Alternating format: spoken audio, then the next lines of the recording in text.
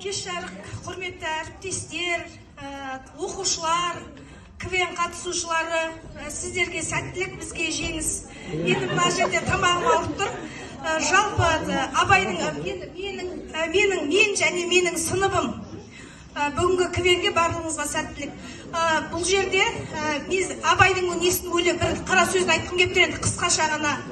Абайдың 17-ші қара сөзінде айтады: адам адамнан негізінде ақыл, білім деген қасиеттерменен озады дейді.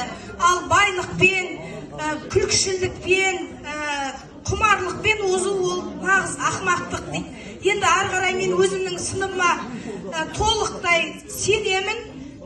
Бүкіл жетістіктері бар. Бізде мың бұралған бишілер де бар. Республикаға танылған теннистен Нұрхатымыз да бар. Бізде енді барлығы үздік.